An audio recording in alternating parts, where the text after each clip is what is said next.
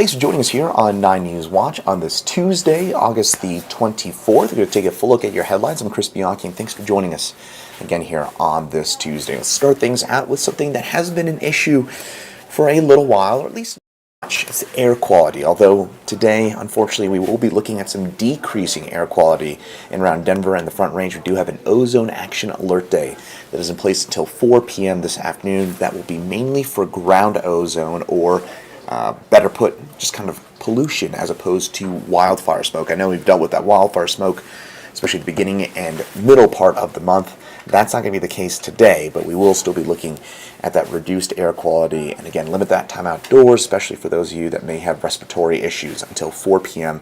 this afternoon, we should see that air quality improve later on this evening. And speaking of air quality, and kind of switching over to weather, well, it's going to be on the hot side. That's helping lead to some of that lousy air quality. Temperatures today expected to get on up into the mid-90s, 93, 94, our expected high this afternoon in Denver. We'll stay on the toasty side into your Wednesday as well, maybe even a degree or two warmer before a cold front arrives on Thursday. That'll lead to some widespread storms. By the way, expecting dry conditions today and tomorrow. Maybe an isolated storm in far eastern Colorado for tomorrow, but it's Thursday when we see some widespread storms return to the picture, and that could include Denver and the Front Range. Now, meteorologists are calling this summer's monsoon the super monsoon because it has been much more active than usual. But in Colorado, it's been a bit more hit or miss. Meteorologist Corey Breppenhagen explains.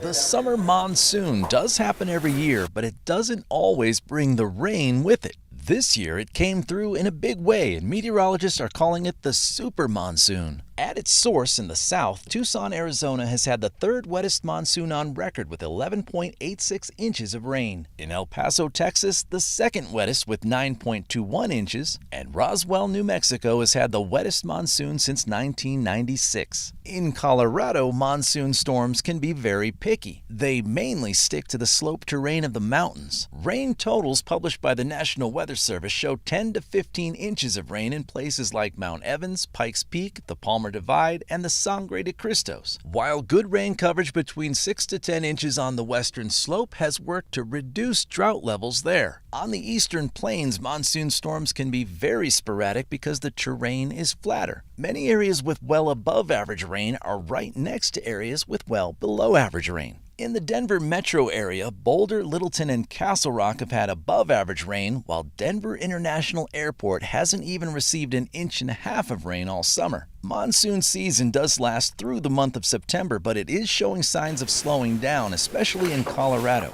Near average precipitation is expected according to the Climate Prediction Center. Meteorologist Corey Reppenhagen, 9 News. Well, if you're thinking about heading to Hawaii for your next vacation, think again, at least if you ask the Aloha State's governor. Hawaii Governor David Ige said on Monday that only essential business travelers should visit the state. Again, only essential business travelers should visit Hawaii as the Delta variant continues to spread across the 50th state of Hawaii. Ige wants to keep the travel reduction, not a mandate, but a reduction in place through the end of October. Now, he was once a fitness coach and the epitome of strength. Now, after 2 months in the hospital, he's a changed man. Bill Phillips didn't think he needed the COVID vaccine. That decision almost killed him. He spoke with 9 News reporter Kelly Renke days before he is discharged with a new outlook on life and the vaccine.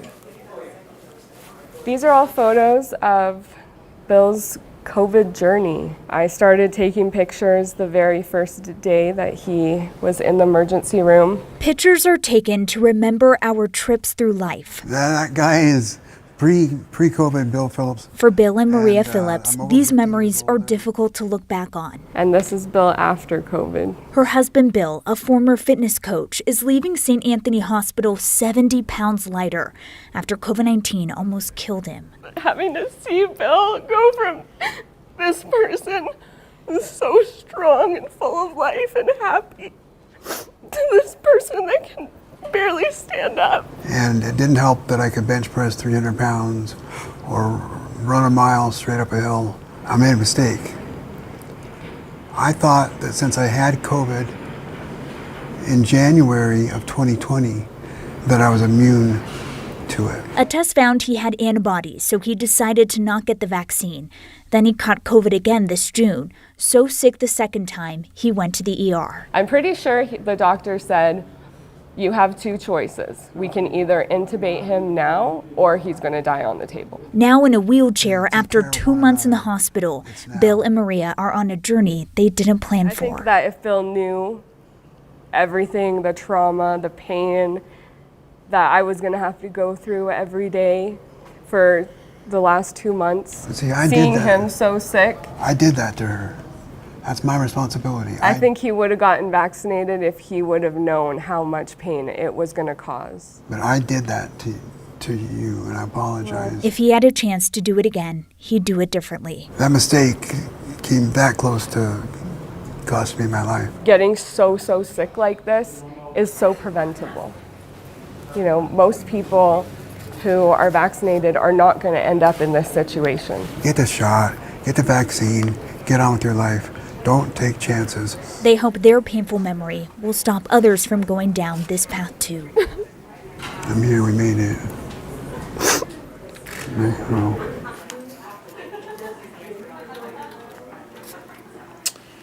The Summer Paralympic Games are underway, and there is a healthy Colorado contingency in Tokyo representing Team USA.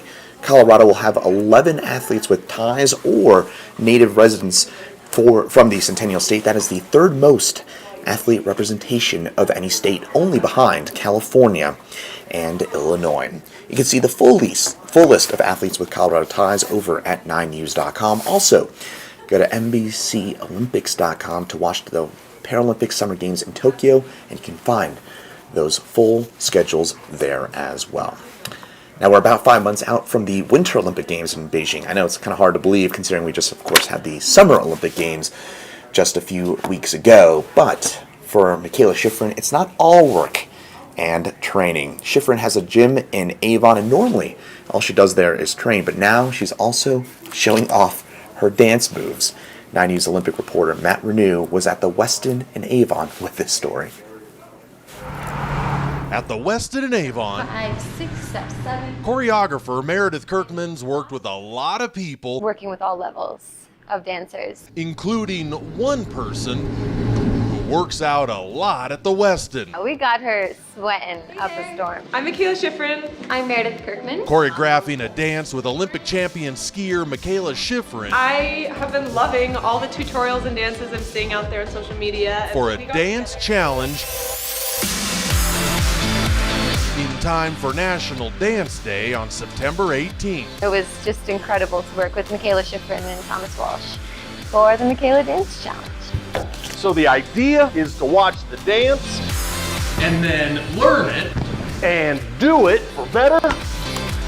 or worse. We kind of walk you through it, and there's also an opportunity where we turn around and our backs are to the camera, and that's one of the best ways to learn. The hope is that even if you're busy, like getting ready for a Winter Olympics in 5 months, 5, 6, 7. you can still take a little time to dance. So we just want to get everyone dancing. And Meredith says that's a great way to get people healthy and stepping in the right direction. I mean, it makes people happy. It's like good exercise. It gets your endorphins going, and anyone can dance.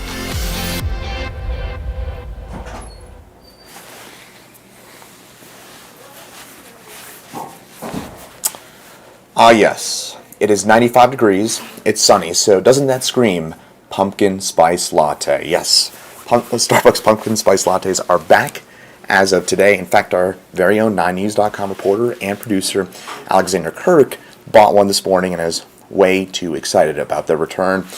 This is the 18th year of the pumpkin spice latte, and also the 18th straight year that it is released way too early. It is August, after all. Now, staying on the food-ish train, a big celebration for a Larimer Square hotspot. Tamayo Mexican Kitchen is celebrating its 20th anniversary by bringing back some of its most popular dishes. Lauren Robinson dives into the menu in today's The Feed. A hotspot on Larimer Square, whether you're near the kitchen's flames or relaxing up on the rooftop deck.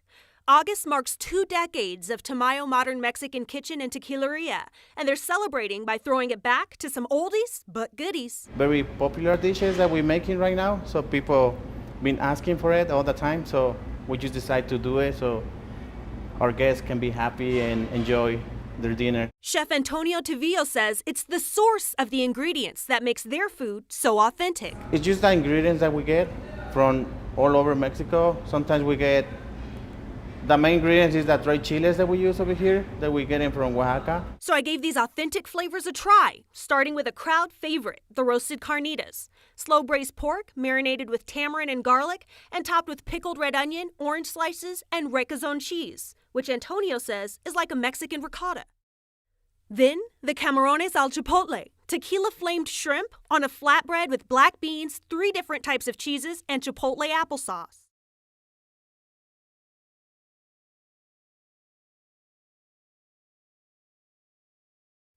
And a dish that's sure to catch your attention, the chile relleno, a roasted poblano pepper stuffed with shrimp, 3 cheeses, roasted corn, sautéed spinach, crema fresca, and chili applesauce. And don't worry, it's not as spicy as you might think.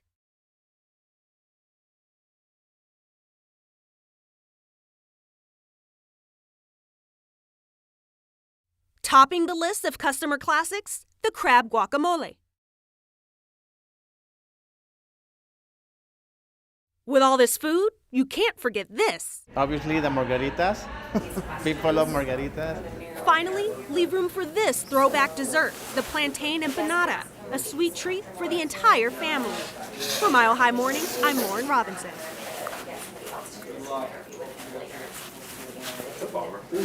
Well, that will do it for your top headlines on this Tuesday, August the 24th, from, well, pumpkin spice lattes to all the top news that you need to know on this day. Thanks for joining us here on this Tuesday. We'll see you right back here on Wednesday, and have a great rest of your day.